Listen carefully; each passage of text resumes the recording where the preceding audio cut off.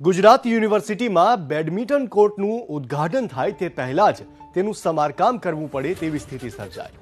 Badminton કોર્ટનું ઉદ્ઘાટન થાય તે પહેલા જ રિનોવેશનની સ્થિતિ ઊભી થઈ। લાખોના ખર્ચે તૈયાર કરાયેલા બેડમિન્ટન કોર્ટનું ઉદ્ઘાટન પહેલા જ રિનોવેશન કરાશે। ડિઝાઇનમાં ફોલ્ટ હોવાના કારણે છતમાંથી પાણી ટપકવા લાગ્યું હતું। લાકડાનો કોર્ટ કહેવાતા કરવો પડશે હવે લાખો રૂપિયાનો ખર્ચ। ગુજરાત યુનિવર્સિટીમાં સ્પોર્ટ્સ કોમ્પ્લેક્સ તૈયાર થતા અગાઉ જ ખામી સર્જાઈ ગઈ છે। લાખોના ખર્ચે અહીંયા બેડમિન્ટન કોર્ટ તૈયાર કરવામાં આવ્યો અને હજુ સુધી તેનું ઉદ્ઘાટન પણ નથી થયું। ત્યાં મેદાનનું રિનોવેશન કરવાની સ્થિતિ ઊભી થઈ છે, જેથી આવનારા સમયમાં ફરી ખર્ચો કરીને કોર્ટ તૈયાર કરવામાં આવશે। આ દ્રશ્યો આપ જોઈ રહ્યા છો। બેડમિન્ટન કોર્ટમાં કોઈ મેચ થઈ શકે તેવી સ્થિતિ નથી। લાકડાનું ફ્લોરિંગ તૂટી જતાં લાકડું બહાર સૂકવવા મૂકવામાં આવ્યું છે। જો કે અધિકૃત રીતે સ્પોર્ટ્સ કોમ્પ્લેક્સનો કબજો હજુ સુધી યુનિવર્સિટીને નથી સોંપાયો।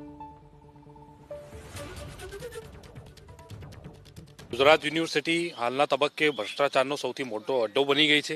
સરકારના મળતિયાઓને કઈ રીતે ટેન્ડરમાં છાવરીને એમની પાસેથી પૈસા પડાવવાનો જે ગોરખ ધંધો યુનિવર્સિટી પ્રશાસને શરૂ કર્યો છે તે ખૂબ જ નિંદનીય કહી શકાય છે। ક્વોલિટી એજ્યુકેશન અને ક્વોલિટી ઇન્ફ્રાસ્ટ્રક્ચર જે માપદંડો હોય છે તેને ભૂલીને હવે કઈ રીતે સરકારના મળતિયાઓ કઈ રીતે મોટા મોટા કવર કુલપતિને રજિસ્ટ્રારને આપે અને જેમ તેમ એજન્સીઓને ટેન્ડરો આપવામાં આવે છે, એટલે જ આવી પરિસ્થિતિ ઊભી થઈ છે। સ્પોર્ટ્સ કોમ્પ્લેક્સની અંદર જે આ બનાવ બન્યો છે કે બેડમિન્ટન કોર્ટનો આજે ઓપનિંગ પણ નહીં થયો અને ત્યાં પ્લાય ઉખડી ગઈ છે।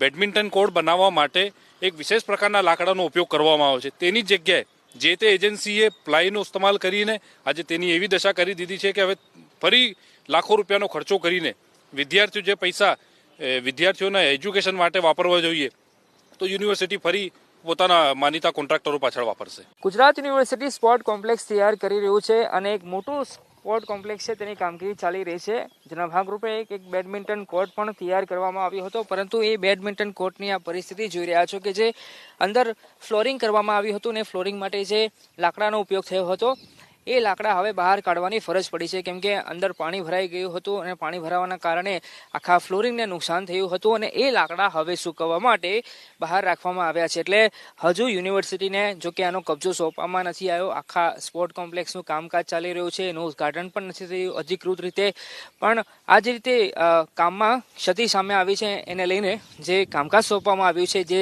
કોન્ટ્રાક્ટરને, એની કામગીરીની સામે એની ગુણવત્તાની સામે પણ સવાલો ઊભા થઈ રહ્યા છે। અને તે રીતે તમે જોઈ રહ્યા છો કે લાકડા પલળી ગયા હતા, એટલે કે ફ્લોરિંગ ને નુકસાન થયું હતું, એ લાકડાને બહાર સૂકવવા માટે રાખવામાં આવ્યા છે।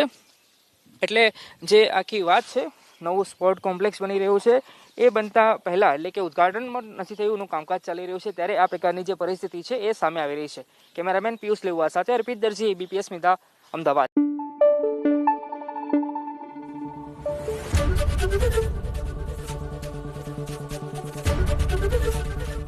ABP અસ્મિતા, ગુજરાતની અસ્મિતા।